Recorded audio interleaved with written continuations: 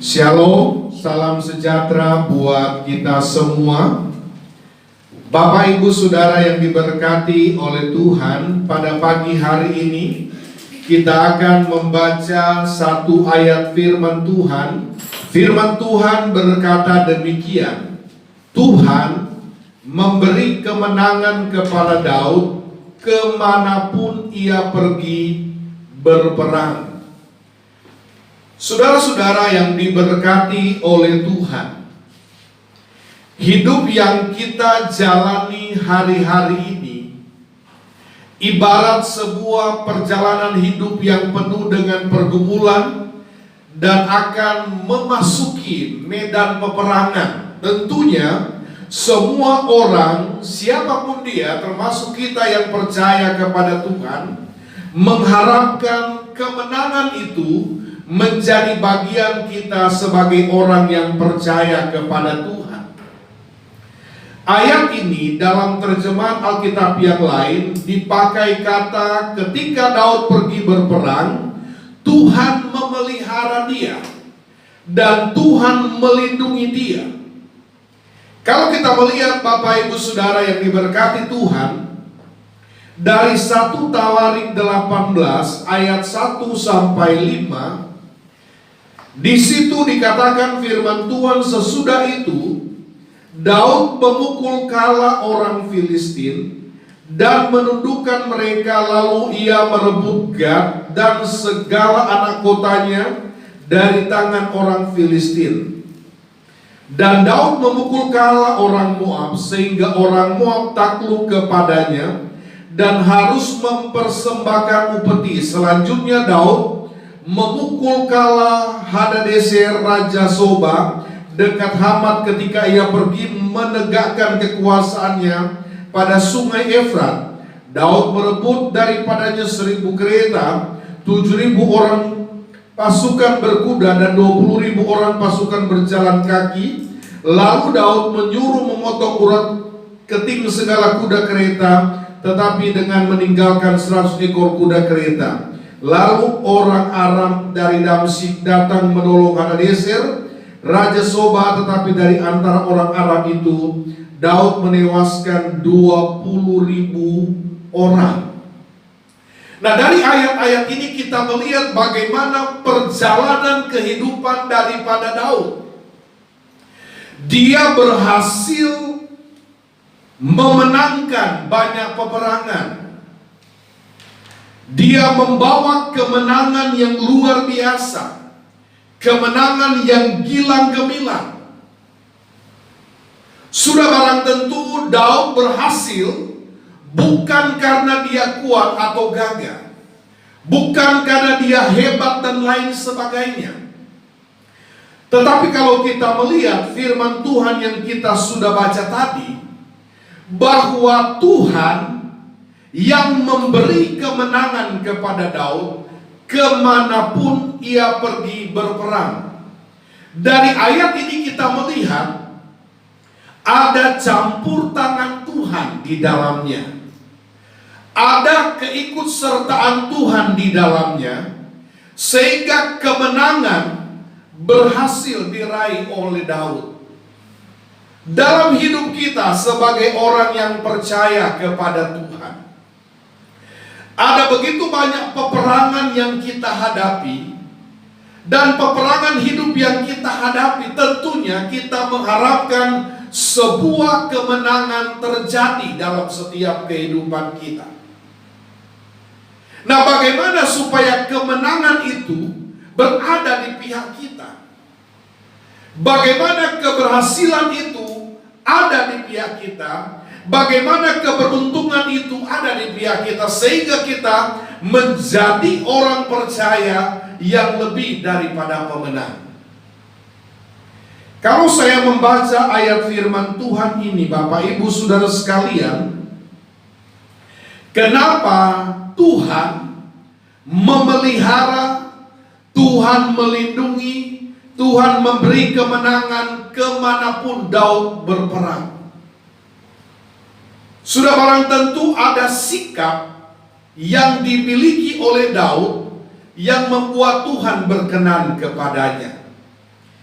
Kita akan melihat, Bapak Ibu Saudara kekasih di dalam Tuhan,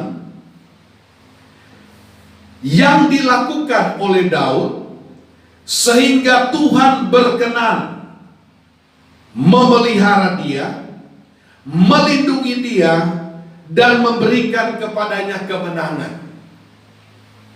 Ada hal-hal yang positif, ada hal-hal yang baik yang ada di dalam diri Daud yang membuat perkenanan Tuhan di dalamnya. Tuhan juga menghendaki ada hal-hal yang baik, ada hal-hal yang positif, ada hal-hal yang berkenan yang ada dalam diri kita yang membuat Tuhan berkenan melakukan sesuatu dalam kehidupan kita. Dari pasal ini saya menemukan ada dua hal. Yang pertama, dalam 1 Korintus 17 ayat 1 sampai dengan ayatnya yang kelima. Setelah Daud menetap di rumahnya, berkatalah ia kepada Nabi Nathan, "Lihatlah aku ini diam dalam rumah dari kayu aras, padahal tabut perjanjian Tuhan itu ada di bawah tenda-tenda."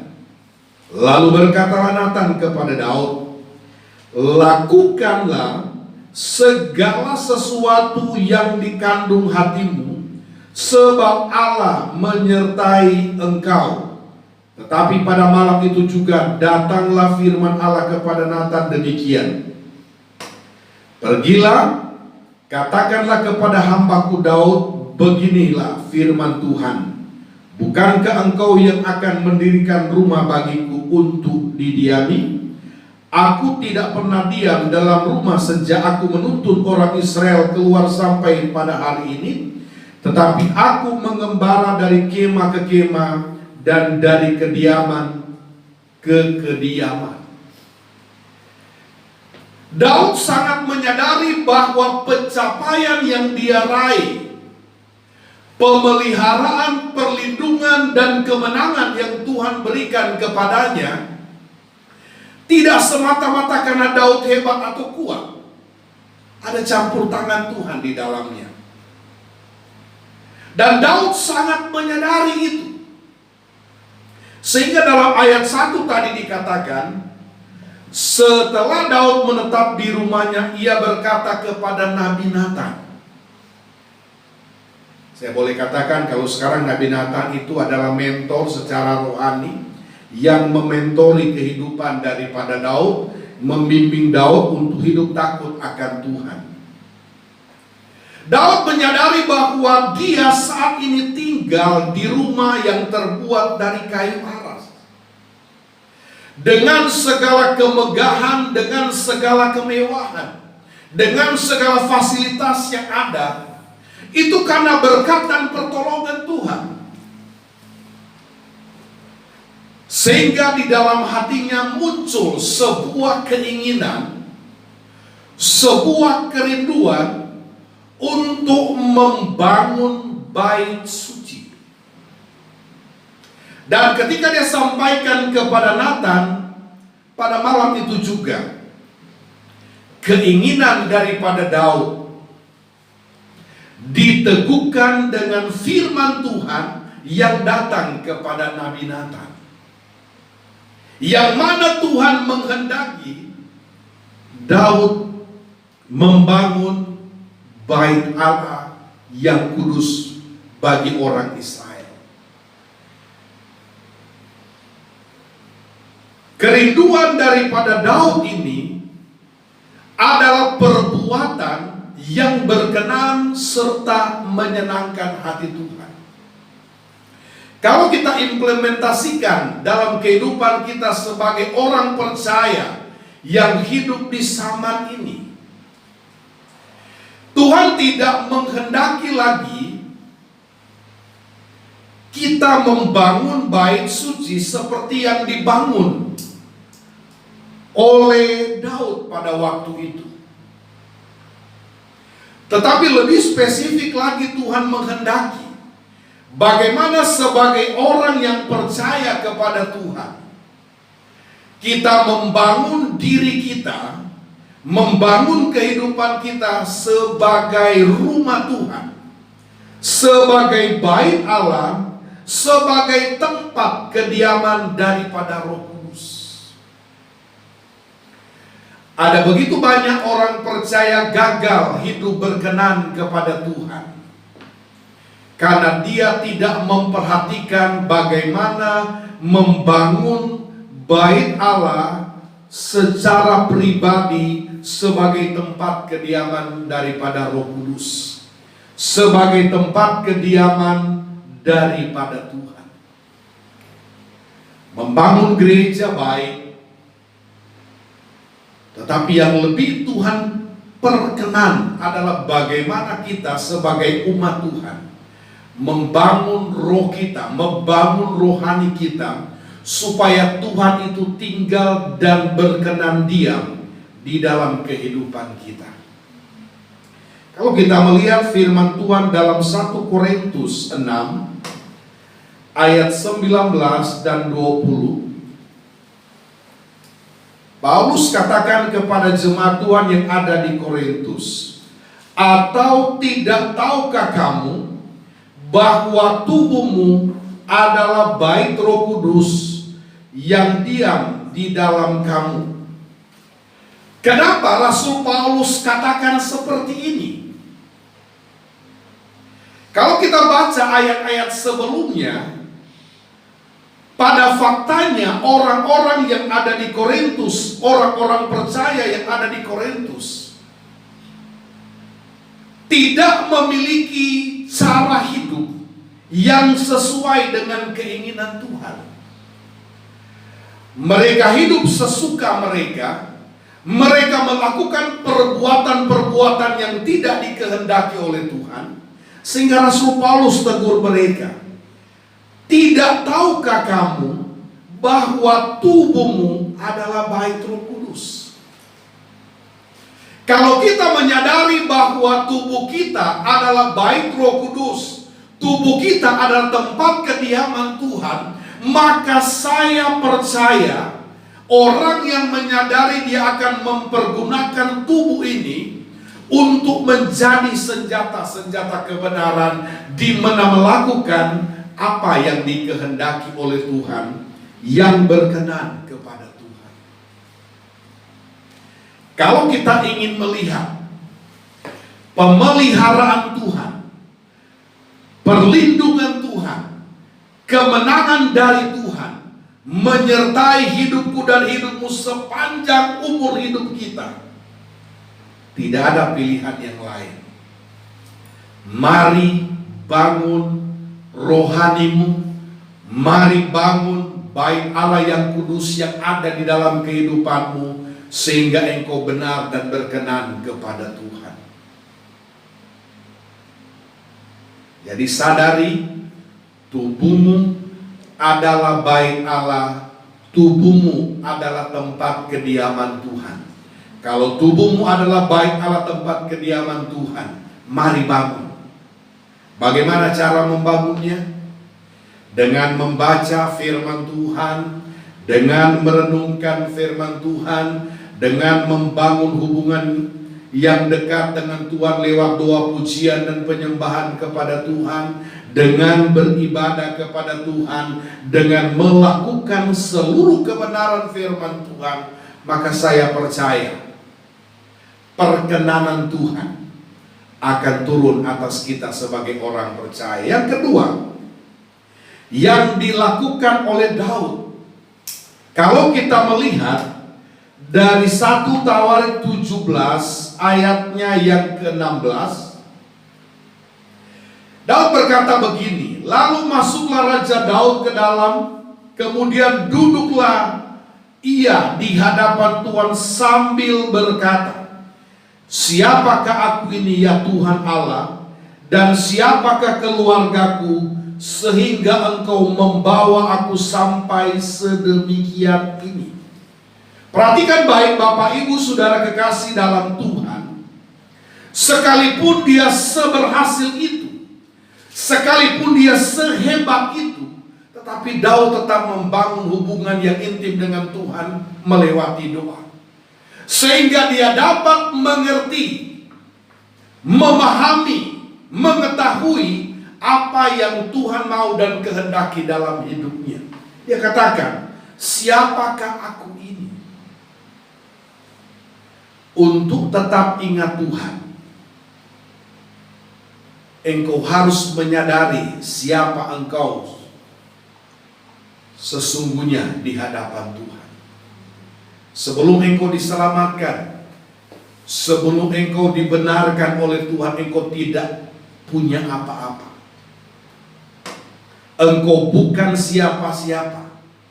Tapi ketika anugerah Tuhan menjadi bagian hidupmu, keselamatan dari Tuhan dianugerahkan kepadamu, engkau menjadi apa-apa di hadapan Tuhan, karena ada pemeliharaan, ada perlindungan, dan ada kemenangan yang dijanjikan oleh Tuhan di dalam hidupmu. Dia katakan, siapakah aku ini Tuhan? Siapakah keluargaku sehingga engkau membawa aku sedemikian? Artinya apa? Tuhan membawa dia kepada puncak keberhasilan, puncak kemenangan dalam hidup. Selanjutnya, dan sekarang ya Tuhan, diteguhkanlah untuk selama-lamanya janji yang Kuucapkan mengenai hamba-Mu ini dan mengenai keluarganya, dan lakukanlah seperti yang Kau janjikan itu, maka nama-Mu akan teguh dan besar untuk selama-lamanya, sehingga orang berkata, Tuhan semesta alam ialah Allah Israel, adalah Allah bagi orang Israel. Maka keluarga hamba-Mu Daud akan tetap kokoh di hadapan-Mu. Kiranya Engkau sekarang berkenan memberkati keluarga hamba-Mu ini, supaya tetap di hadapan-Mu untuk selama-lamanya. Sebab apa yang Engkau berkati ya Tuhan, diberkati untuk selama-lamanya. Daud hidup di dalam ucapan syukur kepada Tuhan. Dia sangat menyadari bahwa sukses, keberhasilan yang dia raih karena pertolongan daripada Tuhan. Dan sebagai orang percaya, mentalitas seperti ini juga harus ada dalam diri kita. Jangan engkau merasa hebat, jangan engkau merasa kuat sehingga engkau berkata, karena kekuatankulah aku bisa meraih, aku bisa sampai kepada saat ini. Belajar dari Daud. Dia menyadari siapa dia. Kalau bukan Tuhan, dia bukan siapa-siapa, sehingga dia bersyukur kepada Tuhan untuk segala kebaikannya. Sekecil apapun yang Tuhan percayakan kepadamu, syukuri itu semua, karena itu datang daripada Tuhan. Dalam Mazmur 118 ayat 1 dan 2, bersyukurlah kepada Tuhan, sebab Ia baik, bahwasannya untuk selama-lamanya kasih setianya. Biarlah Israel berkata, bahwasannya untuk selama-lamanya kasih setianya. Mungkin Anda bertanya,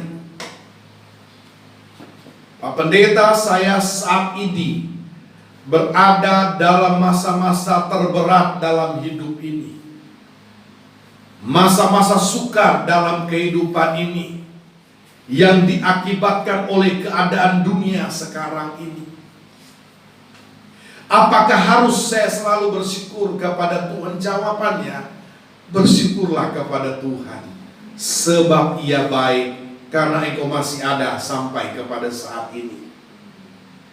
Kalau kita bicara tentang kebaikan Tuhan, kebaikan Tuhan terbesar dalam hidup kita ketika engkau bangun tadi pagi, bisa buka mata, bisa bangun dari tempat tidur, bisa berdiri dan berjalan. Itu adalah anugerah Tuhan yang besar. Itu anugerah Tuhan yang luar biasa. Dan itu patut kita syukuri sebagai orang yang percaya kepada Tuhan. So Paulus katakan kepada jemaat Tuhan yang ada di Tesalonika, 1 Tesalonika 5 ayat 18, mengucap syukurlah dalam segala hal, sebab itulah yang dikehendaki Allah di dalam Kristus Yesus bagi kamu dalam segala hal. Mau susah, mau senang, lagi sakit, lagi menderita, lagi sehat, lagi kuat, lagi banyak uang, tidak punya uang, tetaplah bersyukur kepada Tuhan. Karena itu yang dikehendaki oleh Tuhan. Karena saya selalu percaya di balik ucapan syukur ada terobosan yang Tuhan kerjakan. Saya ingat ketika Tuhan Yesus akan memberi makan 5.000 orang. Tidak mungkin secara manusia bisa beri makan 5.000 orang. Tetapi di tangan orang yang berkenan kepada Tuhan, di tangan orang yang selalu bersyukur kepada Tuhan, 2 ekor ikan, 5 ketul roti bisa memberi makan 5.000 orang, bahkan lebih. Di sini kita melihat bahwa mengucap syukur kepada Tuhan, menghadirkan Tuhan dan kuasanya bekerja dalam kehidupan kita sebagai orang yang percaya kepada Tuhan. Saya selalu percaya bahwa Tuhan itu tidak pernah membiarkan orang benar, orang yang percaya, orang yang hidup berkenan kepada Tuhan jatuh sampai tergeletak. Tuhan bilang Dia akan menopang tangannya, mengangkat kita kembali berdiri tegak, karena Tuhan punya rencana dalam kehidupan kita.